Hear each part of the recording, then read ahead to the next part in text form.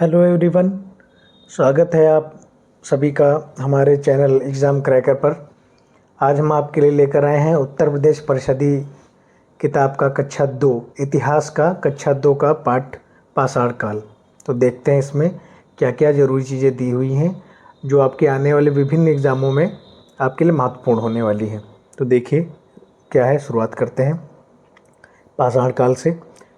पाषाण का अर्थ है पत्थर, काल का मतलब है समय, अर्थात पत्थरों के समय को पाषाण काल कहते हैं। ठीक भाई, आगे देखते हैं क्या दिया गया है।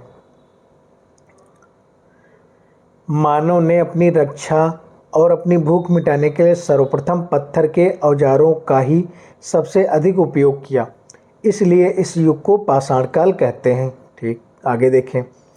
पत्थर से बने औजारों में समय समय पर परिवर्तन हुए, इसलिए पाषाण युग को 3 भागों में बांटा गया है। कितने भागों में बांटा गया है पाषाण युग को? 3 भागों में बांटा गया है।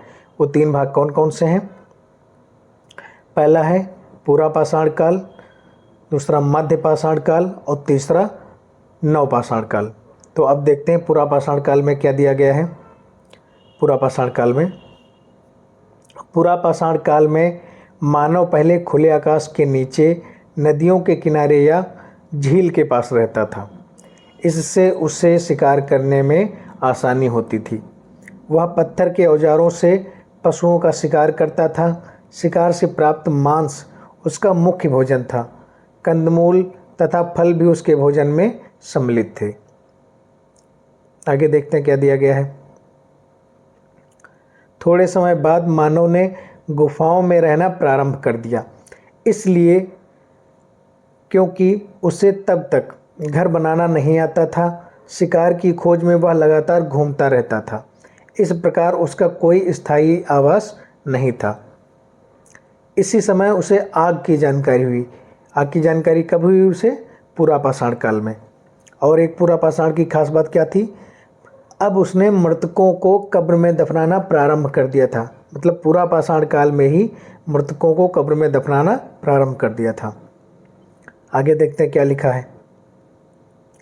पूरा पाषाण काल के आखिरी दौर में उसने चित्र बनाना भी सीख लिया था। उस समय की गुफाओं में उसके द्वारा बनाए गए चित्र मिलते हैं। इन चित्रों में शिकार के दृश्य बनाए गए हैं। आगे देखें क्या दिया गया है। इस समय मानव ने हड्डी के औजार भी बनाना प्रारंभ किया। यह औजार उसके ज्ञान में विकास को दर्शाते हैं। जैसे जैसे टाइम गुजरता गया उसने अपने आप को थोड़ा और विकसित किया। पहले वो पत्थरों से औजार बनाता था, अब वो जानवरों की हड्डियों से भी औजार बनाना उसने प्रारंभ कर दिया था। अब आगे देखें क्या है। शिकार व औजार में आदि मानव के पास ना ही जंगली जानवरों जैसे पहने नाखून थे, ना ही नुकीले दांत, न जबड़े और ना ही सींग। इसलिए उसकी बड़ी समस्या अपने से ज़्यादा ताकतवर जंगली जानवरों से रक्षा करने व उनका शिकार करने की थी। इसलिए उसने पत्थर के औजारों का निर्माण व प्रयोग किया, क्योंकि उसे पत्थर आसानी से प्राप्त हो जाते थे। यह मानव की आखेटक अवस्था थी। आगे देखते हैं क्या दिया गया है। इस युग के पत्थर के औजार आकार में सुडौल नहीं थे, बहुत ही बेडौल और भौंडी आकृति वाले थे। मतलब उस टाइम के जो औजार थे वो ऐसे ही बहुत ज़्यादा शार्प नहीं होते थे और ऐसे काम चलाऊ होते थे। अब देखें पूरा पाषाण काल में आग की जो खोज हुई उसके बारे में क्या दिया गया है।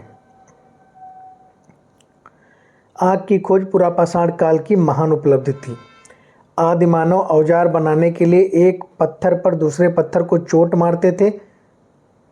एक पत्थर से दूसरा पत्थर टकराने पर चिंगारी निकलने वाली चिंगारी से उन्हें आग का ज्ञान हुआ। इससे वह सूखी पत्तियों, लकड़ी की टहनियों आदि को जलाने लगे। और क्या उनके जीवन में बदलाव आया कि मांस को आग में पकाकर खाने लगे। और एक बदलाव आया, आग से जंगली जानवरों से सुरक्षा होने लगी। आग का वो बहुत सारे उपयोग करने लगे। अब आगे देखें क्या है। मध्य पाषाण काल। दूसरा, पूरा पाषाण काल को 3 भागों में बांटा गया था। पूरा पाषाण काल, मध्य पाषाण काल और नवपाषाण काल। तो अब आते हैं दूसरे पर, मध्यपाषाण काल पे। अब देखते हैं मध्यपाषाण काल में क्या दिया गया है। मध्यपाषाण काल के औजार पुरापाषाण काल की अपेक्षा आकार में छोटे हो गए।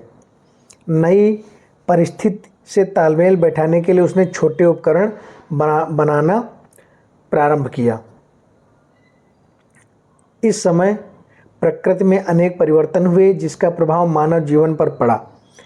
जलवायु पहले की अपेक्षा गर्म हुई, फलस्वरूप जहाँ जहाँ बर्फ जमी थी वह पिघल गई।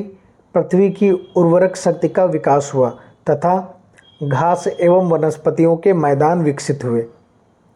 घास को खाने वाले छोटे जानवर जैसे हिरण, खरगोश, भेड़ बकरी आदि पैदा हुए। अगला पॉइंट देखते हैं क्या है। मानव अपने आप उगी घासों को एकत्र करने लगा। इन घासों में कई आज के अनाजों की पूर्वज थे। इनका प्रयोग मानव ने अपने भोजन में किया। इस प्रकार वह अब संग्राहक बन गया था। संग्राहक का मतलब वह संग्रह करने वाला, जो चीज़ें मिलती थी उनको संग्रह करने लगा। अब आगे देखें क्या दिया गया। मानव ने इस समय कुत्ते को पालतू बनाया। कुत्ता मानव का प्रथम पालतू पशु है। तो एक ये आपका बहुत सही इसमें आया है पॉइंट कि सबसे पहला जो पशु था मानव ने जो पाला था वो कौन सा था, तो वो था कुत्ता। अब आगे देखते हैं खेती का ज्ञान कैसे हुआ। पुरातत्वविदों का मत है कि अपने आप उगे हुए अनाजों को मानव ने एकत्रित करना शुरू किया। अनाज के कुछ दाने गीली मिट्टी में अथवा इधर उधर गिरे होंगे। इन स्थानों पर फिर से वही अनाज उगे।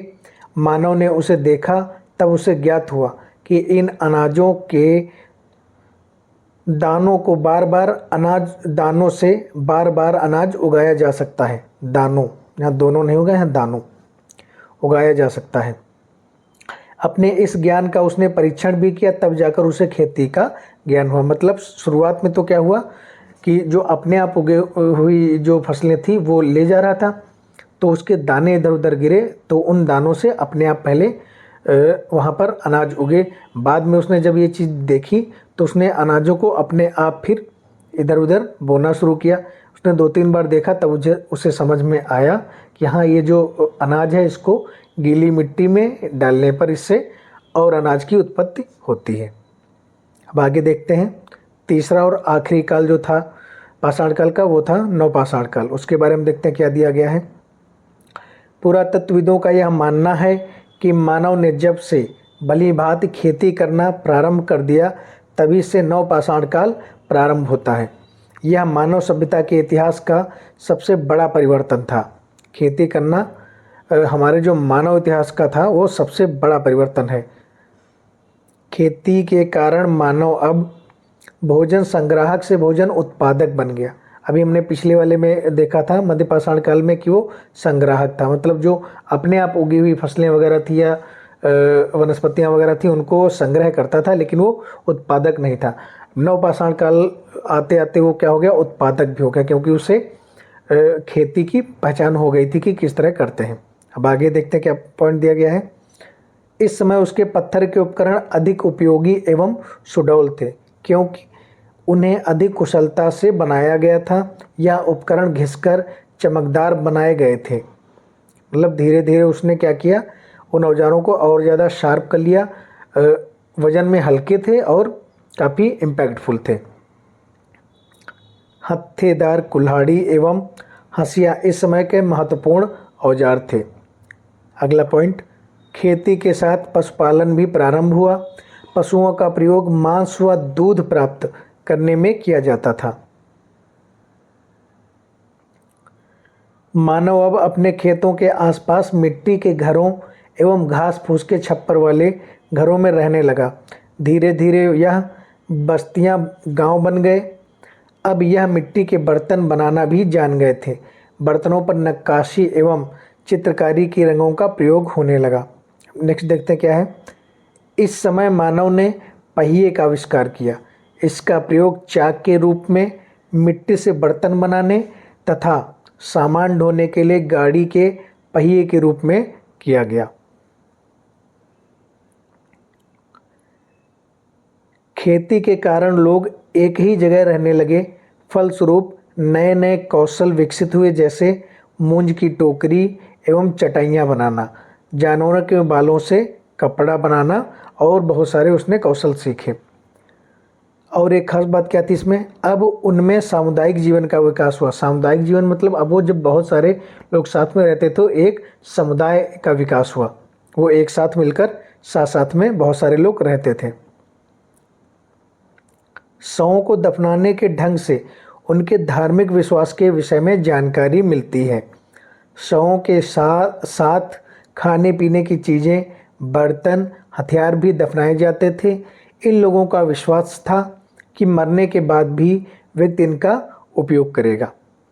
अब इसके बाद कौन सा आता है, धातुकाल। नवपाषाण युग का अंत होते होते पत्थर के साथ साथ धातुओं का इस्तेमाल शुरू हो गया। धातुओं में सबसे पहले तांबे का प्रयोग हुआ। ये सब बहुत ज़्यादा पूछा जाता है कि सबसे पहले मानव ने कौन सी धातु का प्रयोग किया, तो तांबा। तांबे का प्रयोग हुआ, जिसके कारण इस युग को ताम्रपाषाण युग भी कहा गया। मानव ने तांबे की खानों का पता लगाकर उसे तांबा खोदकर निकालना शुरू किया। उच्च तापमान में तांबे को पिघलाना तथा सांचे की सहायता से धातु द्रव को विविध रूप देना भी उन्होंने सीख लिया। नेक्स्ट पॉइंट देखते हैं क्या है। धीरे धीरे मानव ने तांबे व टिन को मिलाकर मिश्रित धातु कांसा बनाना सीख लिया। तो एक इसमें कौन सा प्रश्न बना, कांसा किन दो चीज़ों को मिलाकर बनता है, तो तांबा और टिन मिलाकर कौन सी धातु बनती है, कांसा। अब इसकी जो लास्ट में जो सबसे आखिरी लाइन है वो क्या दी हुई है, मानव जीवन उसकी प्रगति एवं संघर्ष की कहानी है। पाषाण काल के बारे में जो हम लोगों ने बताया उसका निष्कर्ष क्या निकला कि मानव जीवन उसकी प्रगति एवं संघर्ष की कहानी है। प्रारंभिक मानव ने अपनी समस्याओं से जूझते हुए अपने को जीवित रखा, अपनी उन्नति की एवं अपने को सभ्य बनाया। तो ये था हमारे क्लास 6 की जो इतिहास की बुक है, उसमें पार्ट 2 जो है पाषाण काल, तो उसमें ये सब चीज़ें इतनी दी हुई हैं। तो उम्मीद है कि आपको पसंद आया होगा ये सब चीज़ें। और इन पाठों से संबंधित क्वेश्चन का हम एक अलग एक सीरीज़ शुरू करेंगे, जो धीरे धीरे सभी पाठों के जो क्वेश्चन और अभ्यास प्रश्न हैं उसमें हम वो शामिल करेंगे। तो अगर आपको ये वीडियो पसंद आई हो तो लाइक करें। कोई अगर क्वेरी करनी हो या कोई सजेशन देना हो तो आप उसमें कमेंट करके बता सकते हैं। और ऐसी वीडियो पाने के लिए हमारे चैनल को सब्सक्राइब ज़रूर करें। धन्यवाद।